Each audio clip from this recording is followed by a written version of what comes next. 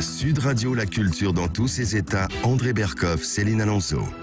On me dit que des juifs se sont glissés dans la salle. Vous pouvez rester. N'empêche qu'on ne m'ôtera pas de l'idée que pendant la dernière guerre mondiale, de nombreux juifs ont eu une attitude carrément hostile à l'égard du régime nazi.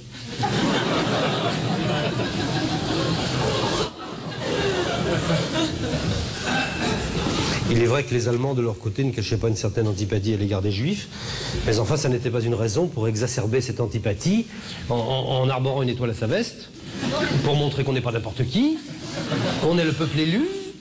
Et pourquoi j'irais pointer au Vélodrome d'hiver? Et qu'est-ce que c'est que ces wagons sans banquette? Et j'irai aux douches si je veux.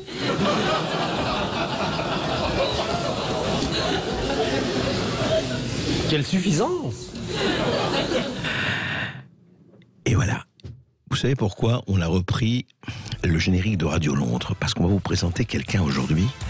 S'il disait aujourd'hui, en 2021, et heureusement il y en a qui le disent, mais très très très peu. Aujourd'hui, vous imaginez ce que dirait le camp du bien?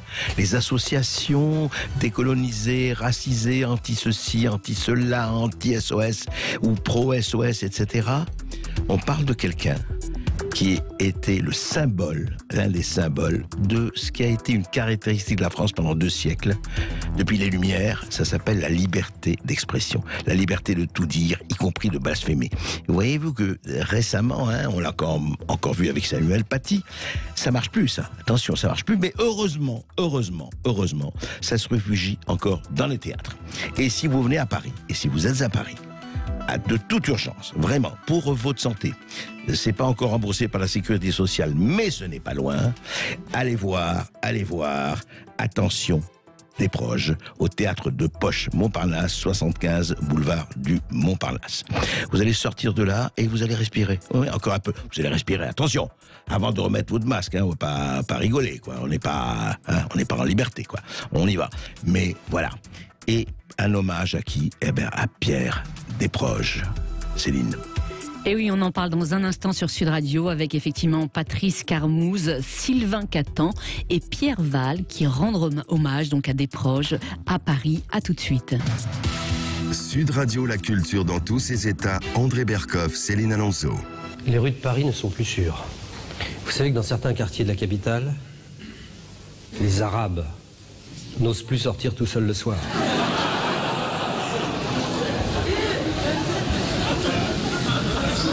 Tiens, mon nouvel épicier, monsieur Rachid Cherkaoui, s'est fait agresser la nuit dernière, dans le 18e.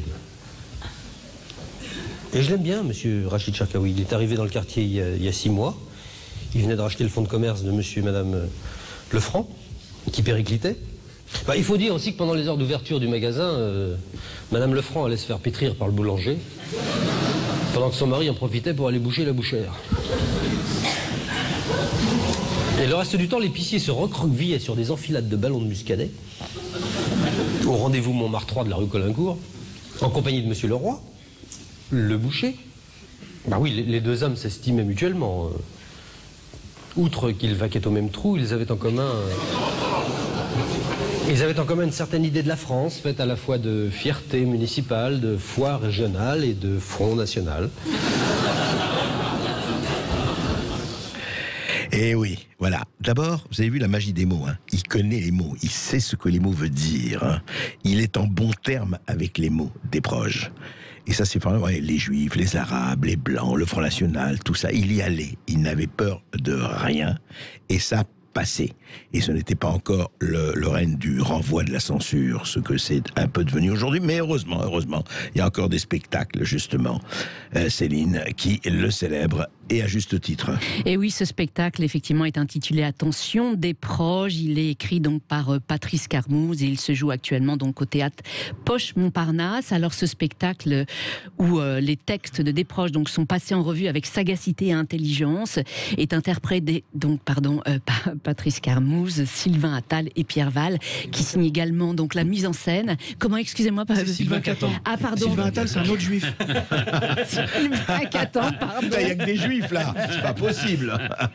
Alors, vous l'aurez compris, nous font le plaisir d'être tous les trois nos invités sur Sud Radio jusqu'à 14h. Alors, bonjour à vous trois. Bonjour. Patrice Carmouze, ce spectacle, vous l'avez en quelque sorte conçu comme un cabaret, racontez-nous.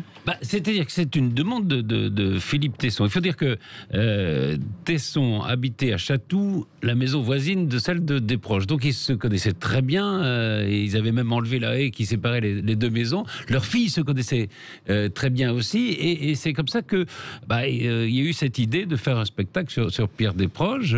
Donc Philippe m'a appelé, je ne savais pas trop bien quoi faire. C'est vrai que je me suis posé les questions qu'André posait tout à l'heure. Est-ce qu'on pourrait dire aujourd'hui, est-ce qu'on peut dire encore ce qu'il écrivait, etc. Et puis on s'est lancé, puis après on a travaillé. Alors c'était un travail collectif, tous les trois avec Pierre et Sylvain. On a choisi les textes, Pierre a fait la mise en scène, on a repaufiné tout ça, remis ça dans l'ordre. Oui, c'est un peu un cabaret parce que ça se tient dans la salle du sous-sol du théâtre de poche, qui est généralement consacré au cabaret. Et puis c'est un spectacle avec beaucoup de textes de Desproges qu'ils ont remis dans leur propre forme, qu'ils ont théâtralisé un peu pour donner une autre façon aussi de dire Desproges. Alors, effectivement, donc, vous l'avez dit, ce spectacle explore effectivement toute l'œuvre de Desproges et sa vie aussi. Rappelons qui était Desproges. Alors, c'est quelqu'un qui naît dans un milieu bourgeois, déjà, avec un père prof un peu absent, qui est parti un peu en Afrique, il l'a suivi un peu en Afrique, il est revenu, etc. Et puis, qui ne fait pas des études formidables. Il hésite un moment, il fait des études de kinésithérapie. Il disait d'ailleurs, c'était vraiment de l'escroquerie, c'était pour dire à mes parents que je faisais un truc, quoi. Et puis il avait dans sa classe la sœur d'une journaliste de l'Aurore. Et c'est comme ça qu'il s'est retrouvé journaliste à l'Aurore. C'est assez marrant. Alors je crois qu'il a écrit lui-même sa propre biographie. Oui, et justement, Pierre Val, vous lisez effectivement un texte autobiographique de Desproges donc dans cette pièce. Pouvez-vous nous en lire un extrait ? Je suis né en mai 1939. 4 mois après, presque jour pour jour, c'était la guerre. Mais on n'a pas pu prouver jusqu'à présent qu'il y ait une relation de cause à effet entre ces deux événements de portée mondiale. Bien nourri pendant l'occupation, grâce à l'habileté de mes parents, je devins, dès la fin de l'amitié franco-allemande en 1945, un élève nul en maths, mais assez brillant en lettres, malgré un tempérament contestataire qui me poussait à écrire que Racine était chiant, Corneille surfait et Molière démodé. Je devins assez vite un bel adolescent, débordant de romantisme, éperdu d'amour et boursouflé d'acné. D'un tempérament instable, moins préoccupé de mon avenir que de crapahuter sur d'innombrables sommiers dont j'ai oublié le nom, j'hésitais longtemps entre une carrière médicale et le vagabondage avant de m'enfoncer dans le journalisme populaire grâce au soutien d'une chroniqueuse pulpeuse ébloui par la raideur de ma plume. Et voilà, c'était l'Aurore. Voilà, c'était l'Aurore. Alors effectivement, donc à l'Aurore, il est journaliste. On est effectivement à la fin des années 60. Et à cette époque, donc, il traite effectivement il est aux Infogénés, il traite effectivement de faits divers. Et à l'époque, il écrit notamment sur l'arrestation de Mesrine. Racontez-nous, Patrice Carmouze. Absolument, oui, il écrit un article qui s'appelle La fin de la cavale sur l'arrestation de Mesrine. Il le traite. Mérine. Oui, Mérine. C'est vrai. Oui, Mesrine voulait qu'on l'appelle Mérine. Il fallait faire gaffe. Et donc, oui, il le traite notamment, par exemple, de fanfaron suicidaire dans cet article. Il raconte qu'il a séduit une caissière d'un supermarché québécois qui, pour lui, a lâché sa caisse, comme il dit. Donc, c'est assez drôle, assez iconoclaste. Et du coup, Mérine a été très vexé de cet article. Oui, c'est ça, il envoyait des lettres de menaces, quoi. Et quand Mérine envoyait des lettres de menaces, il fallait quand même faire gaffe, parce qu'il s'en est pris à d'autres. Qu'est-ce qu'il disait, par exemple, Mérine, dans sa Ne me faites pas regretter d'avoir employé la méthode bourgeoise. J'en connais une autre qui est toujours livrée avec avis de réception. Génial. C'est extraordinaire. Mais attendez, c'est du Audiard. C'est du Audiard. C'est du Audiard. Formidable. Absolument. C'est du Mérine. C'est du Mérine. Mais des proches à Laissez l'époque, pisser le Mérine. ça l'a déprimé en quelque sorte de Oui, recevoir non, cette lettre, il a eu peur. Oui. Ouais. Ben, on comprend, hein, parce qu'il y a d'autres journalistes qui étaient refermés dans des caves, qui on a tiré sur, enfin, Mérine a tiré dans les jambes notamment. Enfin, bon, je comprends qu'on ait eu peur, quoi. Et donc, il y avait un rédacteur en chef qui s'appelait Bernard Moreau, que j'ai bien connu par la suite, puisqu'il était au Quotidien de Paris, qui s'est dit qu'il trouvait qu'il y avait comme de l'humour dans ce qu'écrivait des proches, et qui lui a donné une rubrique qui s'appelait Bref, qui était des brefs d'humour, quoi. Et c'est comme ça qu'il s'est fait remarquer. Ah oui, une rubrique au style très provocateur. J'en ai une, par exemple, Justement, monsieur... lisez-nous, dites-nous. Monsieur Courge 75 va épouser Miss Pastèque 74 au cours d'une cérémonie où tous leurs potes iront. Alors cette rubrique va en quelque sorte attirer les foudres de la rédaction du journal et la colère de nombreux lecteurs. Il sera donc menacé de licenciement jusqu'au jour où une lettre de soutien parvient à la rédaction. Qui soutient des proches à l'époque? Racontez-nous, Patrice Carmouze. Eh ben, c'est Françoise Sagan. C'est Françoise Sagan qui écrit une lettre au directeur de l'Aurore en disant je ne lis pas votre journal, mais je l'achète pour des proches. Bien. Et c'était quand même pas mal. Ouais, alors c'est vrai Sagan, qu'il était un c'est pas peu mal. menacé, donc c'est vrai que ça voilà, c'est Et il l'a pas mal de le garder. remercié. Et il l'a remercié en faisant, Céline, une interview Oui, culte. culte exactement. Grâce à Sagan, effectivement, donc il va conserver sa place au journal L'Aurore. Et en 75, eh bien, il est repéré par Jacques Martin, qui lui propose donc d'intégrer la troupe du Petit Rapporteur sur TF1.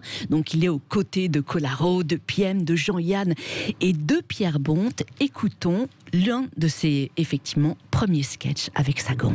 Françoise Sagan, comment ça va la petite santé? Très bien, merci, ça va très bien. Qu'est-ce que je veux dire Tiens, pas mal, la robe là, c'est bien, ça, c'est pas mal comme tissu, ça, c'est quoi? Oh, c'est un mélange de toile, de flanelle, de drap, je sais pas quoi, c'est je sais pas. Ça pluche pas, ça? Non, ça bouge pas, ce tissu assez sec. Ça se lave comment? Ça se lave à l'eau tiède, ce truc-là? Eh bien, il y a non, ça sert plutôt. C'est plutôt des choses qu'on met chez le teinturier. Ah bon? Ouais, on peut pas. De toute façon, vous avez pas le temps. Moi aussi, quand j'ai pas le temps, je donne des trucs. Teinturier? Teinturier, Oui. Et les vacances? C'était bien, les vacances? Vous étiez en vacances, là, je sais pas où. Ah non, là, j'étais pas en vacances, je travaillais, là. Non, mais avant. Ah oui, avant de travailler, j'étais. Avant de travailler, vous J'étais étiez en vacances. Forcément, oui, c'était. Il a fait très beau. C'est le beau temps aussi. Oui. Moi, je suis allé. J'ai mon beau-frère qui est près de Limoges, vous voyez. Ah oui, je connais bien, c'est très joli le Limoges. Oui, ça monte, ça descend, c'est chouette. Il y a des cèpes, Oui. il y a des champignons. Là. En ce moment, c'est bien, il y a des champignons. Et je me suis bien marré avec mon beau-frère. Enfin, je vais vous montrer, j'ai des photos.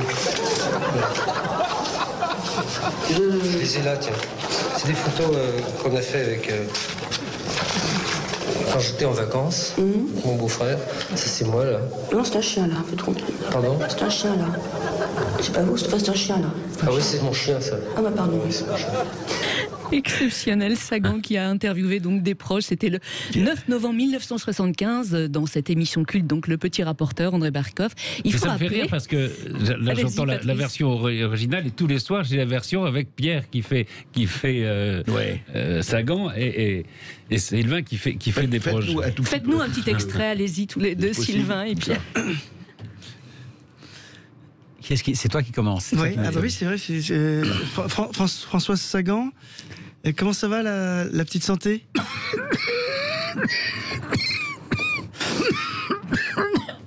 Très bien. Très bien. Merci. Ça va très bien. Ça va bien? Oui, ça va très bien. Aucun problème? Non, mais non, un léger rhume, mais. Comme tout Paris. Oui, qu'est-ce que je veux dire? Cette robe là, c'est bien. Cette robe, c'est pas mal comme tissu. C'est quoi?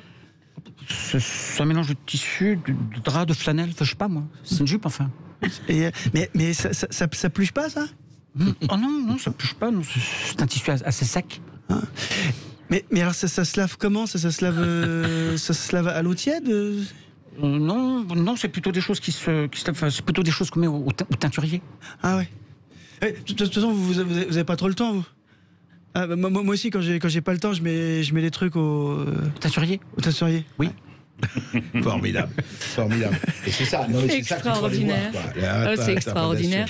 Et il faut rappeler quand même qu'à l'époque, Le Petit Rapporteur, c'était une émission qui était tellement populaire que les prêtres ont dû changer l'heure de la messe pour que les fidèles, effectivement, soient à l'heure devant leur poste de télévision. La popularité soudaine, on peut dire que Desproges, à l'époque, l'a pas très bien vécu, Patrice Carmouze. Pas tellement, parce qu'il se demandait, il avait toujours cette interrogation, est-ce que, vous savez, sur la légitimité de cette popularité, est-ce qu'il n'y a pas un peu d'escroquerie là-dedans? C'est vrai que tous les gens qui ont connu la presse écrite et qui ont travaillé et qui ne sont pas connus, quand ils voient qu'en 10 minutes on peut être connu parce qu'on passe à la télé, ils se posent cette question. Et il s'est posé cette question, en plus, comme tous les gens qui ont travaillé avec Jacques Martin, qui avait quand même un caractère un peu difficile, ils ont fini par s'engueuler.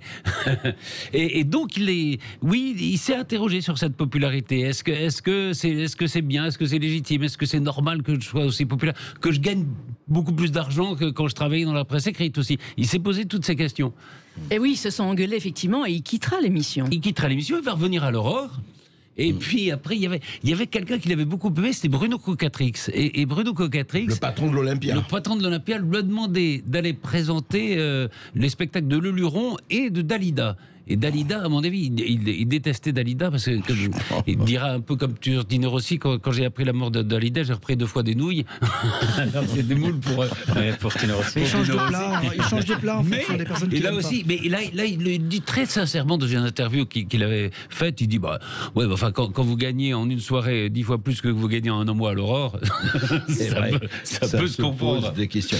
Et là, la carrière a décollé. Faut le dire, enfin, sa carrière décollera surtout au début des années 80, André Berkoff, avec son rôle incroyable de procureur dans le tribunal des flagrants délires. Le procureur des proches français. Exactement. Oui. Et l'un de ses plus célèbres réquisitoires est celui contre Jean-Marie Le Pen. On l'écoutera donc en live tout à l'heure sur Sud Radio, interprété par Patrice Carmouze, Sylvain Catan et Pierre Val. Sud Radio, la culture dans tous ses états. André Berkoff, Céline Alonso. Le football. Quel sport est plus laid, plus balourd et moins gracieux que le football? Quelle harmonie, quelle élégance l'esthète de base pourrait-il bien découvrir dans les trottinements pâteaux de 22 handicapés velus qui poussent des balles comme on pousse un étron en hannant des râles vulgaires de bœufs éteints? Quel bâtard en rude de quel corneau branlé oserait manifester publiquement sa libido en s'enlaçant frénétiquement comme ils le font par paquet d'huîtres à grands coups de pâte grasse et mouillée en ululant des gutturalités simiesques à choquer un rocker d'usine? Quelle brute glacée, quel monstre décérébré de quel ordre noir oserait rire sur des cadavres comme nous le vîmes en vérité certains soirs du Hazel où vos idoles, calamiteux goalistes extatiques, ont exulté de joie folle au milieu de 40 morts piétinés, tout ça parce que la baballe était dans les bois. Je vous hais, footballeur, vous n'avez fait vibrer qu'une fois, le jour où j'ai appris que vous aviez attrapé la chiasse mexicaine en suçant des frites aztèques. J'eusse aimé que les amibes vous coupassent les pattes jusqu'à la fin du tournoi. Mais Dieu n'a pas voulu. Ça ne m'a pas surpris de sa part, il est des vôtres.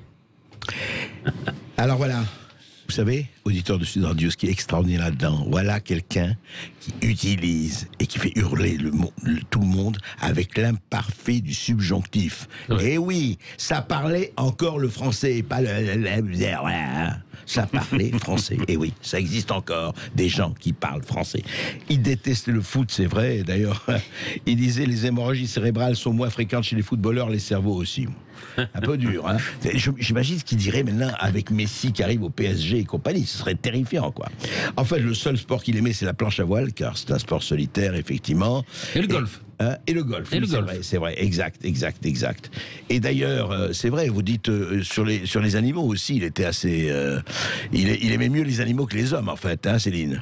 Oui. Enfin, je reviens effectivement à la planche à voile. Effectivement, en fait, il aimait bien être seul sur sa planche à voile, et surtout, il justifiait cela parce qu'il n'aimait pas vraiment les humains. Et à propos des humains, justement, il disait plus je connais les hommes, plus j'aime mon chien, et plus je connais les femmes, moins j'aime ma chienne. Alors effectivement, aujourd'hui, on rend hommage à Desproges sur Sud Radio jusqu'à 14h, et on a le plaisir donc de recevoir Patrice Carmouze, Sylvain Catan et Pierre Val, qui sont donc actuellement à l'affiche de Attention Desproges Desproges au théâtre Montparnasse de Paris. Alors Patrice Carmouze, on attribue souvent à Desproges la paternité de la célèbre maxime « on peut rire de tout, mais pas avec tout le monde », parfois formulée « on peut rire de tout, mais pas avec n'importe qui ».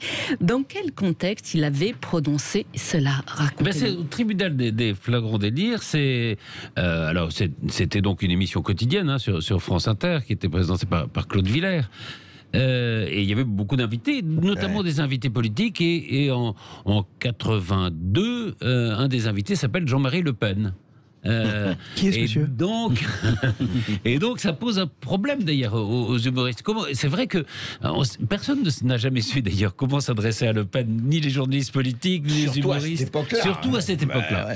Et donc c'est probablement pour ça. Il l'avait déjà écrit un peu ailleurs, mais il a repris et au fond théorisé cette idée. Est-ce qu'on peut rire de tout et est-ce qu'on peut rire avec tout le monde? Alors justement, on est le 28 septembre 1982. Voilà. Desproges prononce effectivement ce fameux réquisitoire contre Le Pen. À vous, chers invités. C'est Pierre alors, plutôt Pierre. Ben alors, justement, à la question peut-on rire de tout, il dit, et surtout avec tout le monde, il dit c'est dur. C'est quelquefois au-dessus de mes forces dans certains environnements humains. La compagnie d'un stalinien pratiquant me met rarement en joie. Près d'un terroriste hystérique, je pouffe à peine, et la présence à mes côtés d'un militant d'extrême droite assombrit couramment la jovialité monacale de cette mine réjouie. C'est magnifique, ça. Alors, par contre, si je pouvais apporter la contradiction, je le ferais immédiatement. Vous avez dit que Pierre Desproges n'aimait pas le genre humain. C'est tout à fait le contraire, permettez-moi de le dire.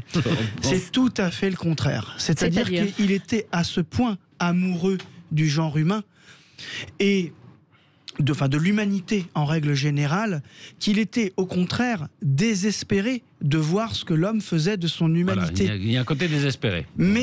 Et c'est la raison pour laquelle on est dans une époque, depuis la mort de Desproges, depuis la mort de Coluche. Est-ce qu'il dirait ceci? Vous auriez les deux filles Desproges, Perrine et Marie, que je salue particulièrement, qui va nous écouter en replay de Nantes. Effectivement, Desproges, aujourd'hui, est-ce qu'il dirait ci, est-ce qu'il dirait ça? En fait, on n'en sait rien. Laissez-le là où il est. Ce dont on est sûr, c'est qu'il serait probablement le chiant utile de service. Et c'est ce qu'elle avait dit dans une interview. Oui, et c'est ce que Perrine avait dit, effectivement. Chiant, oui. mais par contre, ce qui est sûr, c'est qu'il aimait justement l'homme, il aimait l'humanité, il était désespéré de voir ce que l'homme faisait de son humanité. Et il y a de la déception. Une déception, tout à fait. Mais c'est ça l'humour. Bien sûr. Les grands humoristes, y compris les humoristes noirs, ils aiment, mais ils sont déçus par ce qu'on en fait. Exactement. Et là-dessus, ils deviennent extrêmement acérés. Et Desproges, c'était ça. Coluche aussi, à sa manière. À sa manière. Absolument, c'est tout à fait différent. Alors en 1982, Desproges présente aussi sur France 3 la fameuse minute nécessaire. Sur FR3 FR3, effectivement. Je suis pas à la page là. Cet anachronisme. La minute nécessaire de Monsieur Cyclopède, une chronique dans laquelle il mélange l'absurde à l'humour noir. Et dans une de ses chroniques, Patrice Carmouze, il a osé remettre en place le fameux célèbre Petit Prince de Saint-Exupéry. Ah oui. Pas Exupéry, hein. Exupéry. C'est Sylvain. Ça commençait toujours par des questions un peu absurdes. Et là, la question, c'est pourquoi la Vénus de Milo et le Petit Prince de Saint-Exupéry avaient des rapports exécrables. Alors, dites-nous. Oui, de nombreux sous-doués, boursouflés d'inculture, se demandent pourquoi la Vénus de Milo et le Petit Prince de Saint-Exupéry était fâché à mort. C'est simple, revoyons les faits. La Vénus de Milo avait mauvais caractère. J'ai pas de bras, c'est pas le pied. Le Petit Prince, lui, était un fort bel enfant aux grands yeux émerveillés par la beauté des choses. Je suis un fort bel enfant aux grands yeux émerveillés par la beauté des trucs. Des choses. La rencontre entre le Petit Prince et la Vénus de Milo dégénéra très vite en drame. Regardez. Bonjour, Vénus de Milo. Bonjour, Petit Prince. s'il te plaît, dessine-moi un mouton.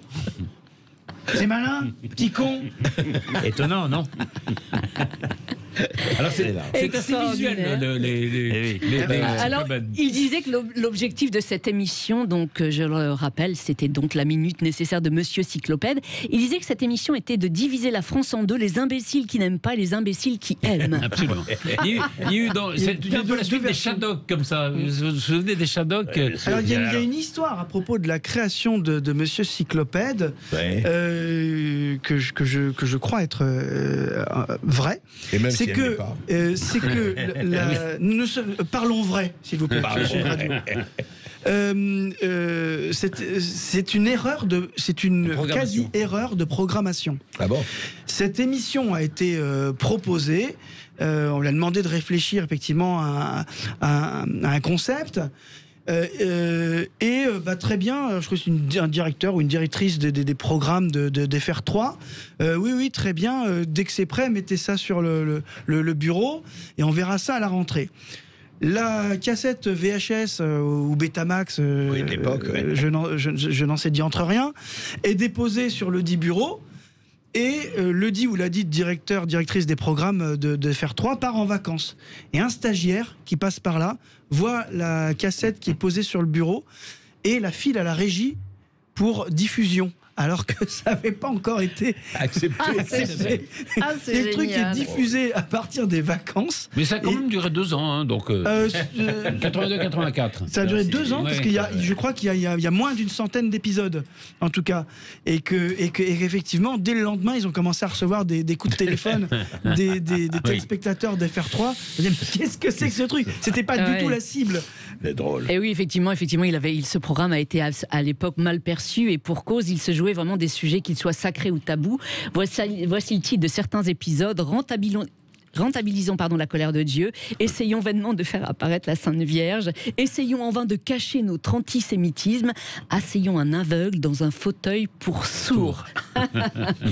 Alors Patrice Carmouze, tout au long de votre pièce avec donc Sylvain et Pierre, vous citez des brèves des proches. Pouvez-nous effectivement nous en lire quelques-unes? Par exemple, je peux te dire... si tu veux, on peut faire le tous. On fait le package. Allez-y, faites le package. Le quadruple meurtre de Trifouilly-sur-Mer enfin éclairci. Le meurtrier était un ami de la famille. On frémit à l'idée que ça aurait pu être un ennemi de la famille. Plus je connais les hommes, plus j'aime mon chien. Plus je connais les femmes, moi j'aime ma chienne. Je ne veux pas pousser plus loin la provocation, mais il faut reconnaître que j'adore les tomates. Monaco est une principauté prétendue pleine de putes, mais personnellement, j'ai vu monter personne. À Monaco, il y a un gros prince et une princesse grasse. J'ai connu le Pérou avec Prévert. Et le Chili? Et le Chili con carne. La fille Tabouret a épousé le Père Lachaise. Je dis ça, c'est pour meubler. Les Grecs s'appellent aussi Hélène. C'est dire à quel point ils sont tous pédés. Notons au passage que le père et la mère de Démosthène étaient grecs. Ce qui prouve que les Grecs ne sont pas tous des pédés. Deux choses l'une. Ou bien Jacques Séguéla est un con et ça m'étonnerait tout de même un peu. Ou bien Jacques Séguéla n'est pas un con et ça m'étonnerait tout de même beaucoup. Sans Sigmund Freud, l'homme ne saurait pas qu'il a envie de baiser sa mère. Pourquoi? Pourquoi cette fausseté dans les rapports humains? Pourquoi le mépris? Pourquoi le dédain? Où est Dieu? Que fait la police? Quand est-ce qu'on mange? Il faut manger pour vivre et non pas vivre pour manger. De même, il faut boire pour vivre et non pas vivre sans boire, sinon c'est dégueulasse. Très joli. Très joli. Alors on le sait moins, mais des proches, c'est aussi essayé à la chanson, certes avec moins de succès. En 1977, il va brocarder une chanson d'Alain Souchon. Écoutons-le. Il a bobo le bébé, il a bobo. Où ça bobo le bébé, où ça bobo le bébé, où ça bobo le bébé, où ça bobo le bébé, où ça bobo le bébé, où ça bobo le bébé, où ça bobo. Bobo cucu le bébé, bobo cucu le bébé, il a mal à son derrière, bobo cucu le bébé, bobo cucu le bébé, bobo cucu le bébé, bobo cucu le bébé, bobo cucu. Elle est Mimi la mémé, elle est Mimi la mémé, elle est Mimi la mémé, elle est Mimi la mémé, elle est Mimi la mémé, elle est Mimi la mémé, elle est Mimi. A pu bobo le bébé, a pu bobo le bébé, a pu bobo le bébé, a pu bobo le bébé, a pu bobo le bébé, a pu bobo le bébé, a pu bobo. Extraordinaire. Petite allusion et grande allusion à Allô Maman Bobo, bien sûr, de Souchon. Et oui, Desproges était à l'époque, André Berkoff, bien invité de l'émission Midi Première de Daniel Gilbert, 1977. Patrice Carmouze, il avait vraiment envie de faire carrière dans la chanson. On dit ça, oui. Ouais. Il y a beaucoup de gens qui le connaissaient qui disent... il a fait un disque d'ailleurs, que pas forcément la meilleure chose qu'il ait faite. Oui, on dit ça, qu'il aurait voulu faire une carrière de chanteur. Je suis pas si sûr que ça, mais ça devait l'amuser de chanter, quoi. Oui. Ouais. En tout cas, il a terminé un de ses spectacles par une ode à la mitrailleuse que vous chantez. Ça, c'est vrai, ça. Ça qu'on chante, ça c'est vrai. Ça donne quoi? On vous écoute. Alors, il faut que je raconte peut-être, c'est Théodore Botrel, qui est l'auteur de La Pimpolaise, que tout le monde connaît, qui, à la demande de l'armée en 1914, a écrit en effet une ode à la mitrailleuse. Alors, c'est l'histoire d'un soldat qui part à la guerre, il a plus sa femme, il a plus sa fiancée, mais il a sa mitrailleuse. Et ça donne ça. Allez-y, on vous écoute. Quand elle chante à sa manière, à que son refrain m'enchante, c'est comme un oiseau qui chante. Je l'appelle ma glorieuse, ma petite Mimi, ma mitrailleuse. Rosalie me fait les 12 yeux, mais c'est elle que j'aime le mieux. Et voilà. Magnifique. Ah, Mais c'est alors, dites-moi, génial. c'est plus Botrel qui avait Botrel qui a écrit ça. Je l'appelle. Ah non, c'est pas lui. Non, c'est pas lui. Mais est-ce que Non, ça, c'est ma Tonkiki, ma Tonkiki, ma c'est sur l'air de la Tonkinoise. Tout à fait, c'est sur l'air de la Tonkinoise. C'est ça, ouais. Botrel était un auteur de paroles et pas de musique. Pas de Donc musique, il a repris c'est clair. l'air de la Tonkinoise, oui. Ah, c'est génial. Patrice Carmouze, Sylvain Catan et Pierre Val. On se retrouve dans un instant sur Sud Radio et on va continuer donc de rendre hommage à l'empereur de l'humour corrosif, au prince de l'absurde. Dans un instant sur Sud Radio, on honore la mémoire de Desproges. À tout de suite. Sud Radio, la culture dans tous ses états. André Berkoff, Céline Alonso. Mes chers amis, c'est avant tout en tant que président de l'Association des non-handicapés de France que je m'adresse à vous ce soir. C'est vers vous, les non-vieux, les non-jeunes, les non-chômeurs, les non-femmes, les non-affamés, les non-émigrés, les non-homosexuels, les non-infirmes, les non-mongoliens, c'est vers vous que vont ce soir toutes mes pensées. Nous formons, mes chers amis, dans ce pays, une minorité, certes, mais cette minorité, comme les autres minorités, a le droit de se faire entendre. Et pour cela, nous devons nous unir et montrer au monde que nous existons. Avec nos différences, certes, mais ces différences, les autres doivent, au nom de la solidarité nationale, les reconnaître et les accepter. Nous sommes des hommes comme les autres. Nous ne gênons personne en allant travailler tous les matins la tête haute, sans canne blanche ni béquille. Nous devons dénoncer le racisme dont nous sommes de plus en plus souvent les victimes. J'en parle en connaissance de cause. Pas plus tard qu'hier, mon fils, qui vient d'avoir 7 ans, est rentré de l'école en larmes. « Papa, m'a-t-il dit, qu'est-ce que c'est qu'un blanc ?» Je dois dire que je ne m'attendais pas à cette question si tôt. Oh, je savais bien qu'un jour ou l'autre, nous devrions en passer par là, mais pas si tôt. Un blanc, c'est un homme comme un autre. Alors pourquoi les autres, ils se moquent? Ben, ils ont tort, vois-tu. Nous avons nos coutumes, notre religion, qui ne sont pas tout à fait les mêmes que les leurs. Nous portons des pantalons, nous mangeons avec des fourchettes, nous buvons du vin, et c'est vrai qu'il y a dans le vin comme un goût primitif qu'on ne retrouve pas dans l'eau. Cela peut surprendre. Mais tu ne dois en aucun cas, mon enfant, en avoir honte. Extraordinaire. Alors je vais vous dire, en quoi c'était un visionnaire, hein, on va pas faire les grands mots, mais oui, on va le faire. Ce texte a été écrit il y a presque 40 ans. Ouais.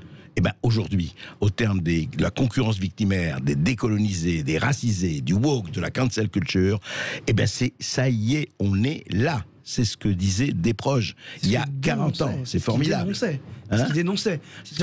Oui. Il le dénonce pour en rire. C'est de l'humour. Bien sûr, c'est de l'humour. C'est-à-dire qu'aujourd'hui, le problème, c'est que ça n'en est plus vraiment. Absolument. Non, mais c'est en ça que, attention, c'est en ça qu'il est visionnaire. Tout à fait. Parce qu'il le voyait. Ouais, c'est ça. Oui, il voyait venir le truc. Il avait senti que. Ouais. Ah oui. Alors Desproges, eh bien, nous a quitté le 18 avril 1988, donc il avait 48 ans. Il est mort d'un cancer fulgurant. Il a appris son cancer, en fait, très tardivement. Très tardivement, oui, absolument. Je crois, il a mal au dos, il va jouer au golf, il a mal au dos, et bon, il a consulté des médecins, et c'est comme ça qu'il apprend le cancer.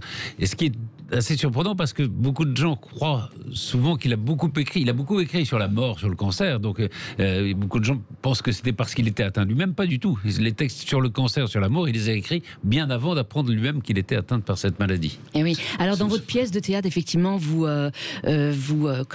citez plusieurs brèves de Desproges sur la mort, sur le cancer. Citez-nous-en quelques-unes. Alors. Il y a le jour où, après que j'avais un cancer, j'ai mangé un tourteau, un partout. J'aime beaucoup. Il y avait aussi il y a celle-là sur la mort que j'aime bien. Quoi de pire que la perte d'un être cher? Sinon peut-être la perte de deux êtres chers. Il y avait aussi sur le cancer, c'est la plus connue, c'est plus cancéreux que moi, tu meurs. Et oui, tu meurs, écrit T-U-M-E-U-R, bien entendu. Oui, bien sûr. Et vous disiez Sylvain en fait Catan. Sylvain, qu'il était un peu désespéré, enfin un peu. Ah oui, non, il était, c'est ce que je disais tout à l'heure, cette façon à lui d'être désespéré et d'idéaliser le genre humain tel que malheureusement il ne pourrait jamais être, l'a véritablement, et alors intégralement, rongé de l'intérieur. Il s'est fabriqué son propre cancer, en fait. Il faut savoir, j'en discutais, donc c'était avec l'approbation de Marie Desproges, que j'avais encore tout à l'heure au téléphone. Sa fille, oui. qui disait, tu sais, tout ce qu'on entend, tous ces gens qu'on entend rire au texte de Desproges, et donc c'est drôle, et donc c'est de l'humour, et donc ça fait rire. Mais tu sais, à la maison... il n'y avait pas de filtre, hein. C'était le même qu'on avait à la maison.